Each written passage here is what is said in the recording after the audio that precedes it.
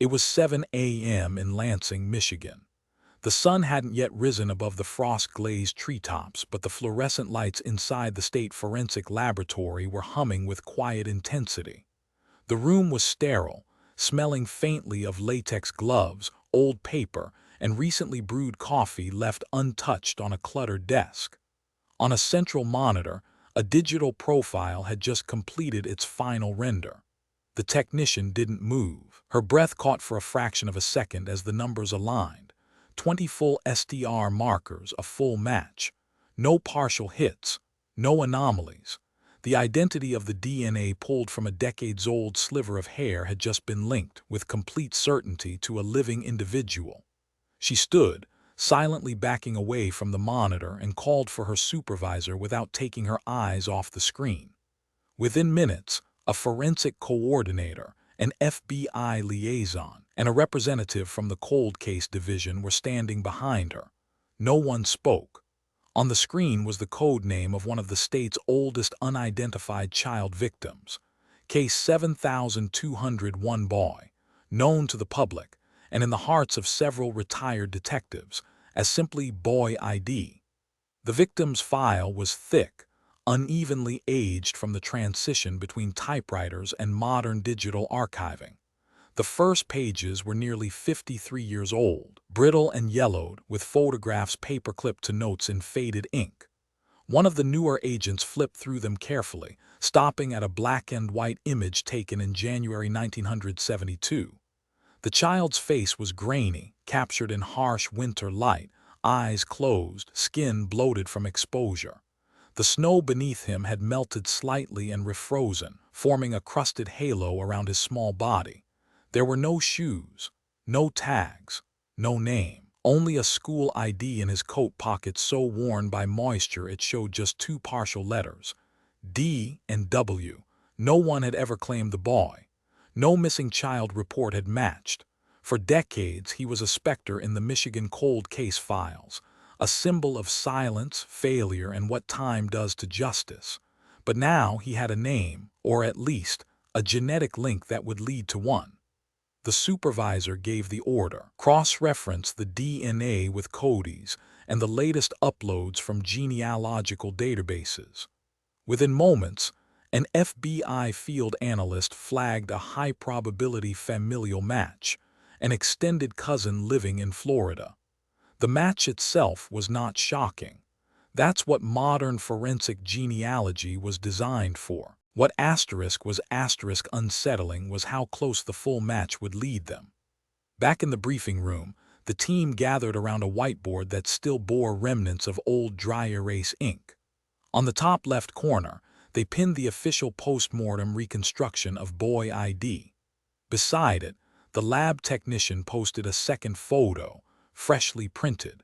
It was pulled from a 1972 local newspaper archive. A search party in the woods near Auburn Hills. The week after the child's body was found, 5 figures were visible. 4 were clearly labeled in the caption, police, local volunteers. The 5th, partially obscured by blowing snow, stood slightly apart from the others, back hunched, face shadowed under a wool-knit cap. There was no name in the caption, no record of his participation, just an anonymous presence at the edge of the tragedy. The young agent leaned in. The quality of the photo was low, but something about the posture of the man, the way he stood slightly turned away from the group, his right arm stiff at his side, struck him as wrong. Not mournful, not alert, almost braced. They scanned the archived search logs. No mention of a 5th civilian, no record of his volunteer status. No vehicle registered at the time that matched the man's silhouette or angle of approach. Whoever he was, he had never been interviewed, never questioned, never noticed. The agent printed the photo separately and pinned it next to the DNA report. Below it, in blue ink, he wrote 3 words, possible link unknown. No one in the room spoke for a long moment. It wasn't proof. Not yet, but this wasn't just coincidence.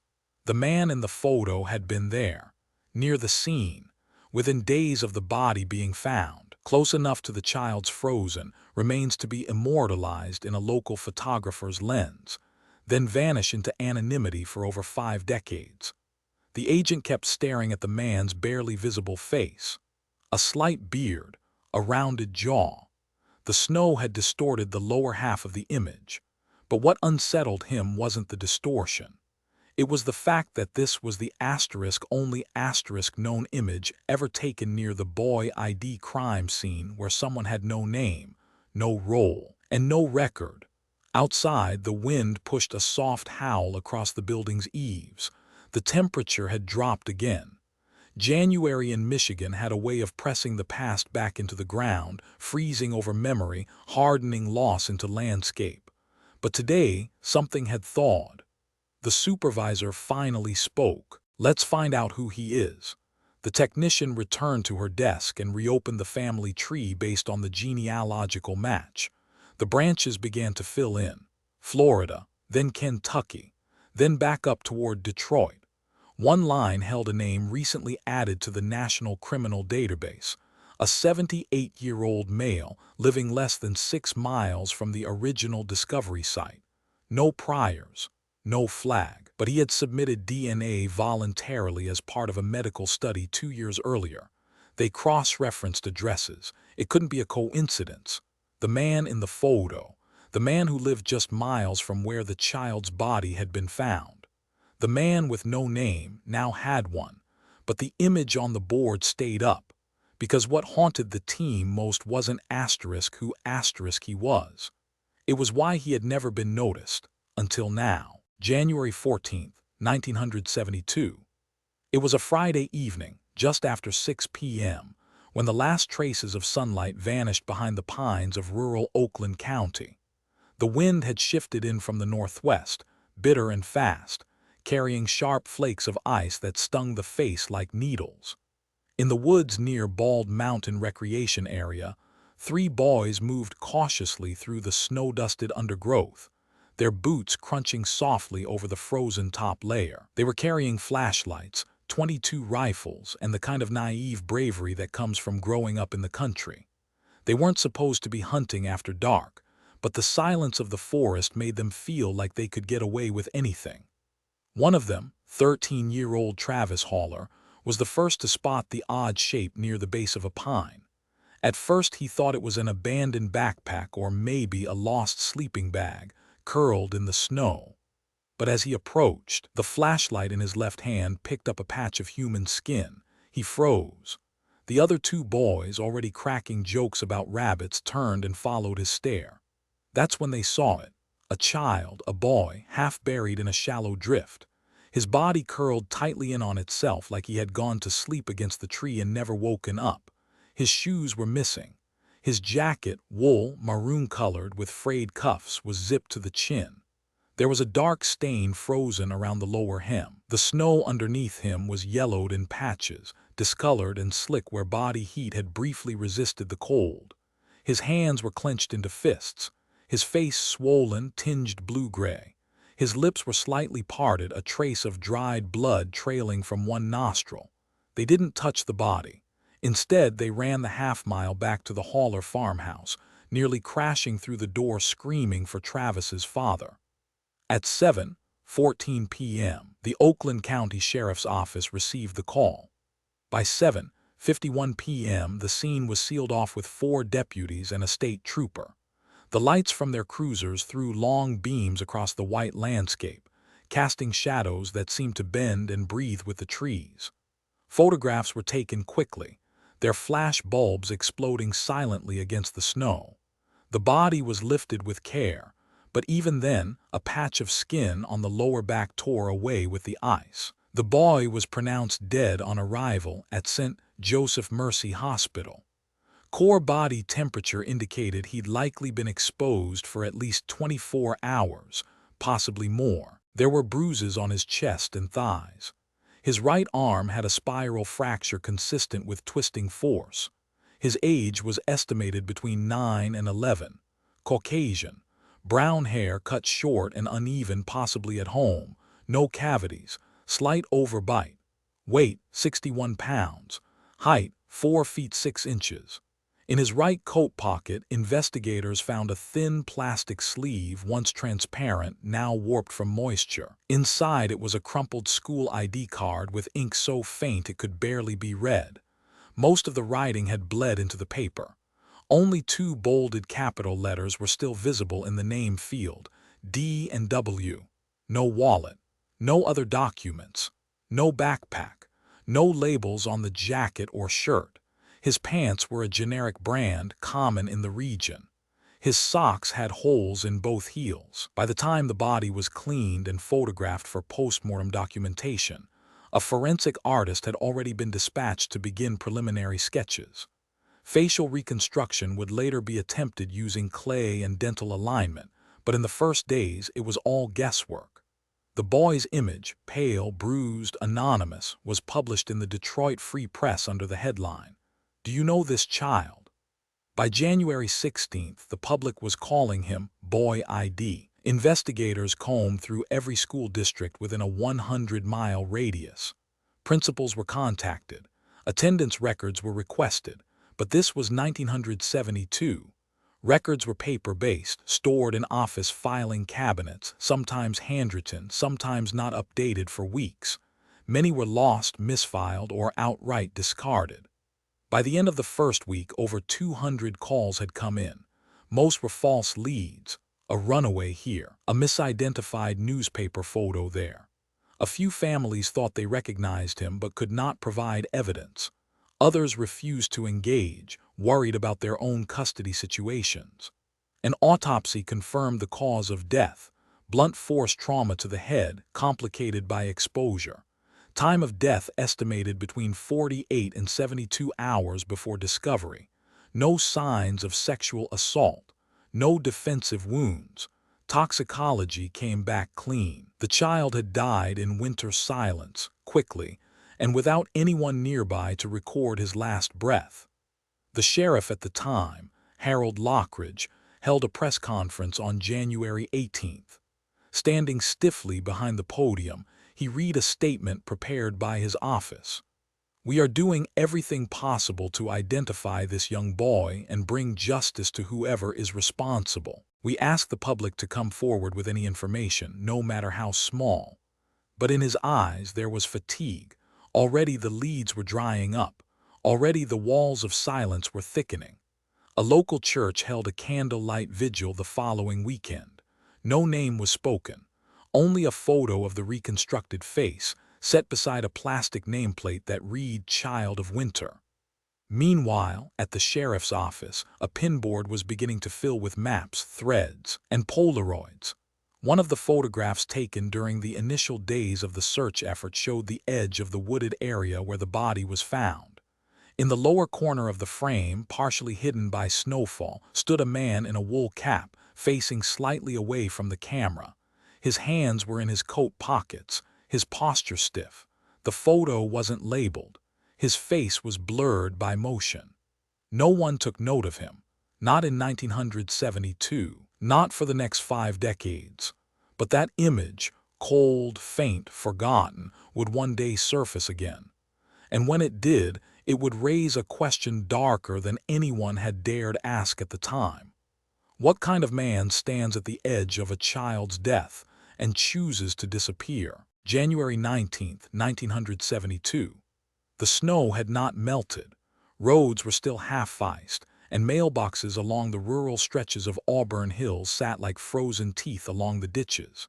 Inside the Oakland County Sheriff's Office, investigators were piecing together what little they had: a body, a blurred photo, a faded ID card with 2 letters, and a death with no name. The pressure was immediate, but so was the noise. Calls came in non-stop, each one wrapped in confusion and good intentions. A child missing in Port Huron, a boy last seen near Flint. The names didn't match. The timelines didn't align. Most of the missing kids were either found within days or had already been crossed off. But still, every photo of Boy ID printed in the papers triggered another lead, another false hope. Investigators focused first on the possibility of a runaway. Boys did run, especially in the winter when home felt colder than the air outside. Group homes in Pontiac and East Detroit were contacted. Administrators read names off rosters with robotic exhaustion, but records were often handwritten, and in some cases, kept only in local notebooks by rotating staff. A fire at one facility the previous year had destroyed a full quarter of the case files. Others were smudged, missing, or filed under nicknames. A social worker from a youth shelter in Royal Oak thought the boy might have been a resident who had left the year before. She couldn't recall his name, but she remembered he had a scar on his hand. The coroner confirmed a small, healed wound on the right palm of the victim. For a moment, the team thought they had something. But when the shelter located their archived photos, none of them matched. The theory began to shift. Maybe this wasn't a runaway. Maybe the child had been abandoned, left by someone who didn't want to be found. It was an uncomfortable idea, and not one the sheriff's office wanted to say out loud. But off the record, they said it often. By January 21st, a more chilling possibility emerged. A witness named Evelyn Monroe, 63, living 2 miles from the forest line where the boy was found, reported seeing a dark green pickup truck idling along the road near the woods on the evening of January 12th. She remembered it because the driver left the engine running with the lights off, which made her uneasy. When asked for a plate number, she hesitated. She thought it had a B and maybe a 7 in it, but wasn't sure about the rest. That lead was pursued aggressively. Officers ran all green pickups registered in Oakland County that included a B and a 7. 28 vehicles matched. They started contacting owners one by one. One of those owners was a 42-year-old man named Gerald Thatcher. Divorced, lived alone, worked nights at a print press warehouse. His truck was a match in color and model. He also had a juvenile record sealed decades earlier for inappropriate behavior toward a neighbor's child. It was enough to bring him in for questioning. Thatcher denied everything, claimed he'd been at a house party in Troy the night in question. He gave names, times, even directions to the property. At the time, officers verified the party's existence. A woman who lived at the given address confirmed he'd been there, maybe from around 6 p.m. to midnight. She wasn't entirely sure, but in 1972, that level of corroboration was enough. No digital timestamps, no surveillance footage, no GPS. Thatcher was cleared. The case narrowed, then stalled. By early February, momentum was fading. Detectives began turning inward, second-guessing each other's decisions. The media, once relentless, shifted to new tragedies. The boy's body was temporarily buried under a grave marker that read, "Unknown Child, Jan 1972. Years later, long after the case went cold, another investigator, this one fresh out of Quantico, would revisit Thatcher's alibi. The woman who vouched for him had moved to Arizona. When recontacted, she admitted something strange. There had never been a party that night. She said she just didn't want trouble. Her statement had never been sworn, it was verbal. No written transcript existed. By then, it was too late. Thatcher had died of heart failure in 1986. No one ever looked further into the green truck. In another oversight, detectives had not cataloged the clothing tag on the boy's jacket. It was homemade, no brand, no size, stitched unevenly into the lining. Only years later did a cold case analyst suggest it may have come from a local charity bin, the kind that received unsorted bulk donations from regional shelters. That thread was never followed. Psychologically, the team had begun to distance themselves. For weeks, the child had lived on their desks, their maps, their minds. But by March, his case folder was placed in a separate drawer labeled unresolved. Some of the detectives privately called the boy Snowfall, not mockingly, but as a way to cope, as if naming him something beautiful might soften the grotesque failure of not finding who he was. He became less a person than a symbol, and in that shift from boy to file, from memory to paperwork, something crucial was lost. Because buried somewhere in the witness logs, in the unfinished sketches, in the incomplete rosters and the misremembered parties was a name. One they already had.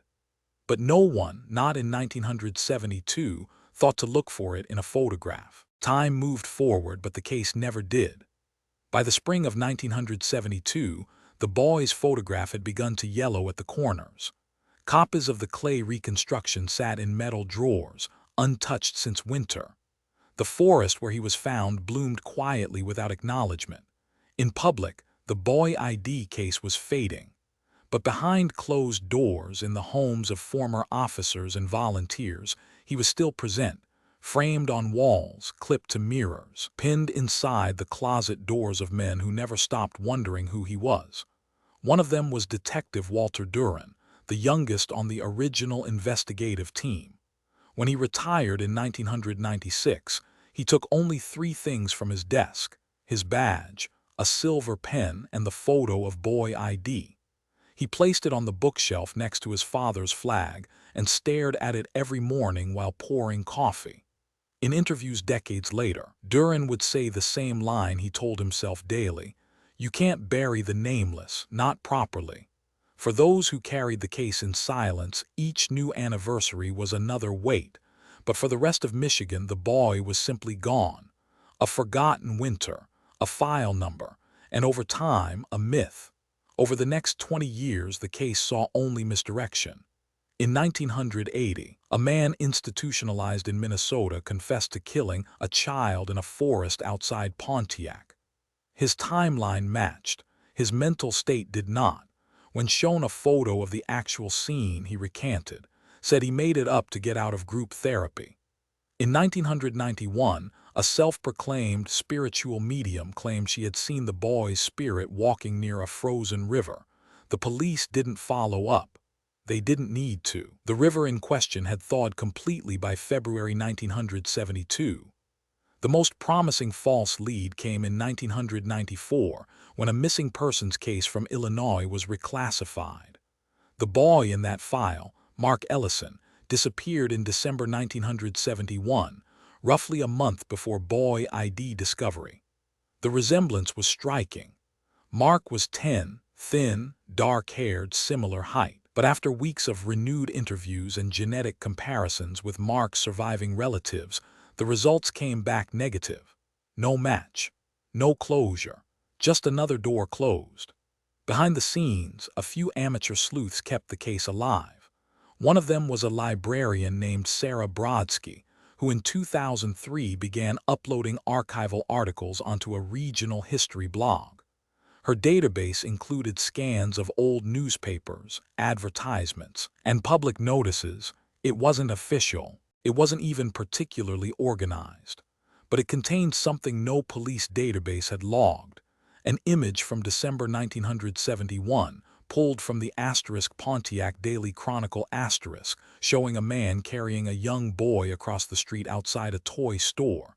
The caption read only, "Holiday Rush Downtown." The man's face was turned away. The child's face, however, was visible. He was bundled in a thick red jacket, his eyes wide, his mouth slightly open as if caught mid-sentence. It was blurry, as all photos printed in newspaper columns were back then, but it was enough. In 2011, a cold case researcher stumbled across the blog while cross-referencing regional sightings of children matching boy ID description. He paused on the photo, then zoomed, then froze. The coat, same texture, same color. The chin, the hairline, even the slight overbite visible through the blur. The image wasn't conclusive, but it was impossible to ignore. The man carrying him had a distinct profile: broad shoulders, receding hairline, a wool cap pulled low. And for the second time in this investigation, a man in a wool cap was found standing near a child who would later vanish into snow. No caption named him. No witness report described the moment. The photo had been buried in a lifestyle section about last-minute Christmas shopping. By now, the original evidence files had thinned to almost nothing. Items had been misplaced during transfers. Several photos were stored improperly and degraded from moisture damage. But the images remained: the boy in the woods, and now the boy outside the toy store. A forensic analyst at the Michigan State Police Headquarters requested high-resolution scans of both photos.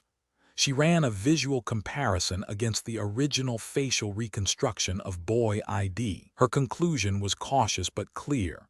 The probability of visual consistency between the two boys exceeded 90%. Still, no one knew who the man was. He was nameless. A second silhouette, a second vanishing, and just like the photo from the search party weeks later, he wasn't in any official log. Somewhere in Michigan, someone had carried the boy twice. Once across a sidewalk under Christmas lights, and again months later through snow and branches, to leave him under a pine. The psychologist working with the cold case unit flagged the repetition. In child murder cases, perpetrators often oscillate between control and concealment. Carrying the child publicly implies possession, almost a parental mimicry. Abandoning them in silence implies shame or fear. When both behaviors occur within weeks, it often signals a deeper psychopathy, the desire to erase without ever having to explain. This wasn't just a killing, it was a staging, and the man in the cap had played both scenes. Back in Lansing, the new team began cataloging public images from the 1971 holiday season. Parade footage, charity events, city council meetings, anything printed with photographs. Slowly, they began marking faces that repeated. The man with the wool cap showed up once more, in the background of a church food drive in early January 1972. Always at the edge, always slightly blurred, never facing the lens. None of the old suspect lists had included his name. None of the background checks had mentioned him. He had no known connection to the original investigation. Because, as it turned out, no one ever asked who took the photo that day in the woods, and no one noticed the man standing just beyond the flash. In February 2024, the box arrived at the Michigan State Police Forensic Archive in a plain brown wrapper with no return address, only a barcode and a hand-signed requisition tag. Inside was a vacuum-sealed envelope labeled with a date nearly 52 years old. January 1972. Its contents: 3 strands of human hair retrieved from the collar of a wool coat found on a child's body near Bald Mountain. The coat belonged to boy ID. Previous DNA attempts in the late 1990s had failed. The degradation was too severe, the technology too primitive. But now, with next-generation sequencing and mitochondrial genome reconstruction, there was another chance. A volunteer unit working under the Forensic Genealogy Initiative, a non-profit partnership between state agencies and private labs, offered to run the sample. It was a long shot. Everyone knew it, but in cold cases, long shots are often the only shots left. By March, partial results were in. The mitochondrial DNA was intact enough to trace maternal lineage. Within weeks, the data was uploaded to a secure genealogical database. The algorithm began its work. Branches of potential relatives lit up across the map: Illinois, Kentucky, parts of Ontario, but one line stood out. A second cousin, living in northern Florida. Her name was Arlene Whitmore, 64, retired nurse. She had submitted her DNA years earlier as part of a breast cancer study. When contacted, she was startled but cooperative. She confirmed her family had deep roots in Michigan, including an uncle who passed away in the early 1970s. She mentioned a brother named Richard who had relocated back north decades ago. When asked if she had any relatives who went missing as children, she hesitated. Then she said a name: Daniel, a boy no one in the family had seen since 1972. The case file shifted instantly. Investigators focused on Richard Whitmore, now 69, a retired machinist living alone in Genesee County. He agreed to meet in person. The interview took place in a sunlit living room filled with dust motes and old furniture. On the walls were photographs, wedding portraits, graduation caps, a family trip to Mackinac Island, but no children. When shown a copy of the reconstructed face of boy ID, Richard paused. His lips parted slightly. He asked for a moment. Then he walked into a back room and returned with an old Polaroid photo, edges curled. It showed a little boy standing in the grass beside a sandbox. Red jacket, brown hair, slouching posture. His arm was bandaged. The back of the photo read, Daniel, age 4, spring 66, Richard stared at the photo, then back at the image on the agent's folder. His voice was low, nearly a whisper. I always thought he died. They told me he died of pneumonia. His parents, long deceased, had insisted Daniel had passed away suddenly while visiting relatives. Richard was 17 at the time, in and out of juvenile facilities. He was never allowed to attend a funeral. No grave was shown to him. No ashes, just silence reinforced by threat. We didn't talk about things in our family, he said, especially if they were hard. The agents asked what he remembered last. Richard closed his eyes. He recalled Daniel's 5th birthday. Balloons, cake from a box. And then a neighbor had stopped by, a man named Thomas, who offered to take Daniel into town to buy a small gift. Richard couldn't remember the man's last name, but he remembered the truck. Dark green, scratched fender, always smelled of gasoline and pipe tobacco. That was the last time he saw his brother. At the time, he had believed the story his parents gave him. Daniel had gotten sick, was taken to a hospital downstate, complications, pneumonia. It was over quickly. It was better not to dwell. But now, more than 50 years later, he was looking at the same boy, same eyes, same posture, and a very different truth. The forensic team confirmed the match within 48 hours. The mitochondrial DNA from the coat aligned with Richard's autosomal profile. In probability terms, the odds were nearly absolute. The boy in the woods was Daniel Whitmore. The team filed a formal identity restoration request with the Department of Vital Records. For the first time since January 1972, the grave at the edge of the Oakland Cemetery could finally bear a name, Daniel. It should have been a moment of closure, but for the task force it only raised deeper questions. Who was the man who took him? Why did the family never investigate the circumstances of his disappearance? And how had a 5-year-old vanished into a snow-covered forest without a trace of law enforcement contact? As the team dug into old neighborhood maps, a name surfaced, Thomas Greaves, listed as a resident of the Whitmore Street from 1968 to 1973. At the time, 27 years old, no criminal record, no prior complaints. But what caught their attention was this. Greaves had participated in the 1972 search effort for boy ID. He had even spoken to a local reporter once briefly, but never provided his name on record. When they pulled the photo again, the one taken during the early search parties in January, they isolated the face of the man in the wool cap, standing just beyond the camera's focal point. They enhanced it, cleaned the grain, adjusted for light bleed, the outline of his jaw, the slope of his cheek. It matched a DMV photo of Thomas Greaves taken in 1994. The man who had once carried Daniel across a sidewalk during Christmas shopping. The man who had stood at the tree line while others looked for a body he already knew was there. He had never left Michigan, and he had never been questioned. Until now. It was 11 a.m. on a cloudy Monday in June 2025, when the unmarked sedan pulled into the gravel driveway of a modest single-story home in Orion Township. The front lawn was trimmed, the shutters were flaking green paint, and a faded U.S. Air Force flag hung limp from the porch post. Inside, Thomas Greaves was making tea. He was 78. His hands shook slightly as he poured hot water into a ceramic mug, steam rising in loose curls toward the fluorescent kitchen light.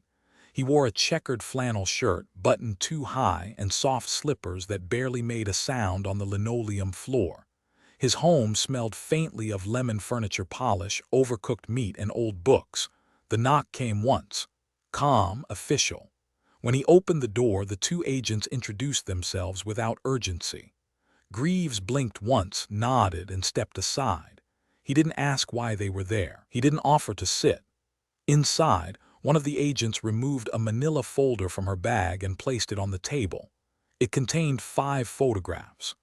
The first was the black and white image from the 1972 search party, Greaves in a wool cap, standing just at the edge of the tree line.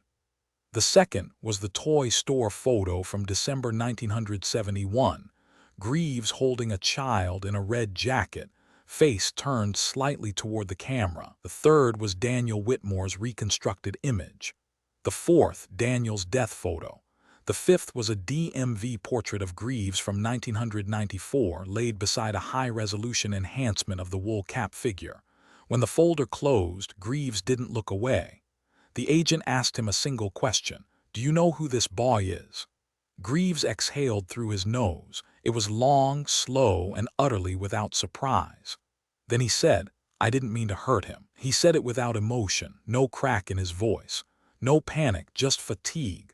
What followed over the next 2 hours was a confession, not detailed, not tearful, but complete.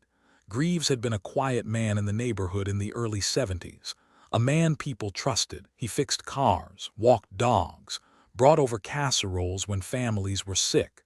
He had no children, no wife, and he had taken an interest in Daniel from the moment the boy turned 4. On January 10, 1972, Daniel's 6th birthday, Greaves offered to take him into town to pick out a toy.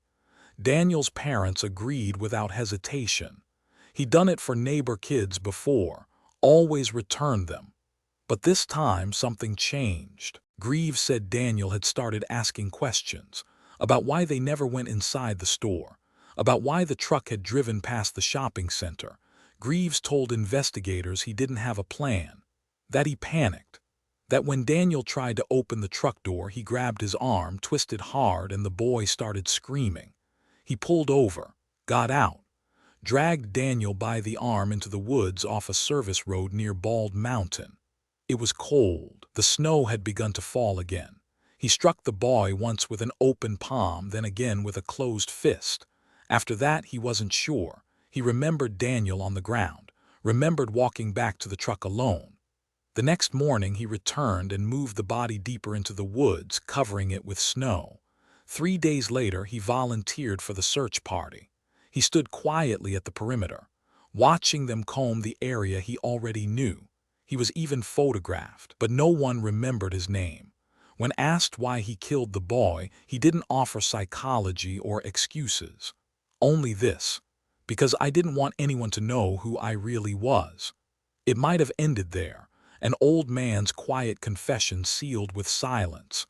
But a background clearance ordered later that week revealed something else, something that never appeared in any public record. A sealed file from 1970 showed that Thomas Greaves had once been detained on suspicion of indecent exposure involving 2 minors in Monroe County. Charges had been dropped due to insufficient evidence, but deeper in the file, buried in a sealed memorandum marked internal use only, was a note. Subject agreed to serve as community-level informant in exchange for non-prosecution, access to selected youth programs, monitor anti-government activity. It was signed by a local intelligence liaison assigned to the sheriff's office. Greaves was a registered source, which meant that when the 1972 investigation began and names were reviewed for proximity to the Whitmore home, his had been flagged, but also quietly removed. A form of immunity.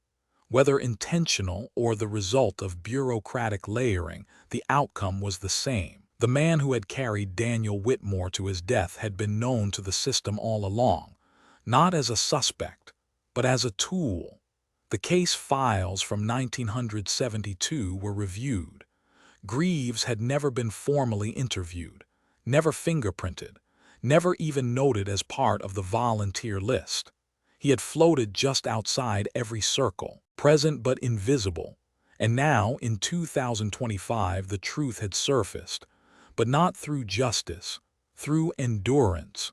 Because somewhere in the timeline the system stopped looking, and he never stopped watching. It was just past 3 p.m. when Thomas Greaves was escorted into interview room 4 at the Michigan State Police facility. The room was gray, sterile, softly humming with recycled air and overhead lights. A steel table sat in the middle, scuffed at the edges. A single camera was mounted high in the corner, silently recording. He did not ask for a lawyer. He did not ask for water. He sat slowly, adjusted the sleeves of his cardigan, and folded his hands in front of him. The room smelled faintly of dust, vinyl, and something older, like paper left too long in sun. The lead investigator placed a small recorder on the table and pressed record. Greaves nodded once. "I'll tell you," he said, "but I want to do it my way." Over the next 49 minutes, Greaves gave what would later be called a cold narrative. His voice never rose, never cracked. He walked the investigators through the afternoon of January 10th, 1972, as if he were reading from a list. He had seen Daniel outside his house that morning, playing alone in the snow near the edge of the street. The boy had gloves that didn't match and a knit hat pulled down too far. Greaves had told him he was going to town to get something special and asked if he wanted to come along. Daniel said yes. He always said yes. In the truck, Greaves said he offered the boy a piece of candy, something he always kept in the glove box. Daniel hesitated but took it. Greaves said they drove for a while, past the toy store, past the diner, past where the streets stopped having sidewalks. The child grew quiet. Then he asked, "Aren't we going the wrong way?" Greaves said he didn't answer. About 10 minutes later, he pulled off onto a service road near the northern edge of Bald Mountain. He parked behind a thicket of trees. Daniel asked again where they were going. "I didn't answer," Greaves repeated. He said the boy tried to open the door. That's when he reached across, grabbed his wrist, twisted it, and pulled him across the seat. Daniel kicked him in the leg. Greaves said he panicked. He shoved him back, hit him once. "Not hard," he added. "Not the first time. But the second time he used his closed fist." He said Daniel fell sideways into the snow, dazed, bleeding from the nose. He didn't move for several seconds. Greaves dragged him by the coat deeper into the woods, still unsure what to do. "I didn't plan to kill him," he said. "I just didn't know how to make him stop." By the time he realized Daniel had stopped breathing, his own hands were shaking so badly he couldn't open the truck door again.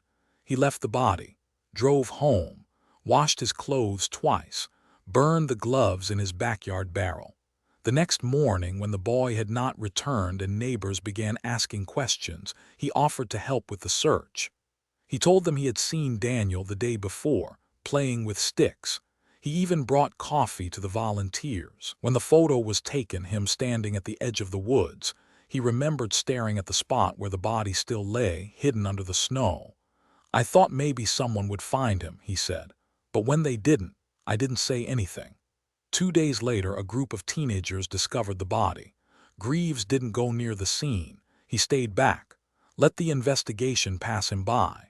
When asked why he never came forward, even as decades passed, Greaves looked at the table. "I figured if God wanted me caught, he'd have done it by now." The confession was chilling not in what it revealed, but in what it lacked. There was no sorrow, no rage, no self-pity, only detachment. Greaves spoke as though he'd watched someone else do it, a man he no longer recognized, or perhaps never stopped being. Later, during the psychological evaluation, a forensic psychiatrist described Greaves as exhibiting traits consistent with compartmentalized predatory behavior. He was methodical, patient. He targeted vulnerability cloaked in familiarity. He did not act in fury, he acted in silence. More chillingly, he described the aftermath of the crime as an exercise in blending back in. Greaves didn't isolate, he didn't flee. He volunteered, maintained routines, attended neighborhood barbecues. For 5 decades, he became invisible by appearing exactly as expected. When asked what he feared most, he did not say prison or guilt. He said this: "Being alone, I hate the sound of an empty house." In his home, police found dozens of photos tucked into shoeboxes, images of birthday parties, block events, church picnics. Almost all featured children. None of them were labeled. But there was no evidence of additional crimes, no physical trophies, nothing overt, just presence.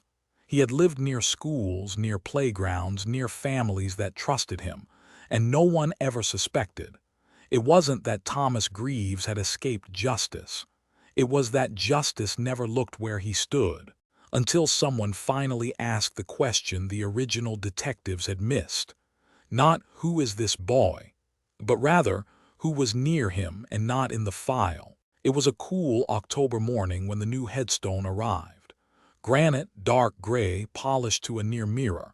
The engraving was simple, just a name, a date, and a line beneath. Daniel Whitmore, January 10, 1966 to January 10, 1972. He was never forgotten. Now he is known. The small cemetery near Lake Orion had not seen a crowd in years. But that day, nearly 100 people stood in the grass, boots pressing into damp earth. Some were neighbors, some were family, most were strangers. They had read about the case, heard it unfold through the news cycle. A boy with no name, a killer hiding in plain sight, a 53-year delay. Now the boy had his name back. The service was brief. No hymns, no speeches. Just wind passing through the trees, and a handful of words from Richard Whitmore, now 70, who had spent most of his life believing his little brother had died of illness. He stood by the headstone, gripping a small photograph in one hand. It showed him as a teenager, seated beside Daniel in the yard, a dog between them, both laughing at something just out of frame.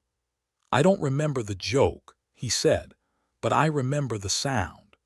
The community planted a maple sapling near the grave. It would take years to grow, but for the first time in over 5 decades, the earth above Daniel was no longer marked by absence. News coverage reached national outlets. Boy ID had become a symbol, not just of failure but of repair, too late for justice but not for truth. And yet, beneath the closure, something darker remained. The Michigan Department of Justice launched an internal audit into cold case handling, focusing on the 1972 omission of Thomas Greaves from suspect review. The leaked memo, revealing Greaves' status as a law enforcement informant, sparked outrage across the state. A name once buried in the periphery of official records had been actively shielded, not by mistake but by design. In committee hearings, retired officers were questioned. No one remembered authorizing the exclusion. No one recalled his role in the search effort.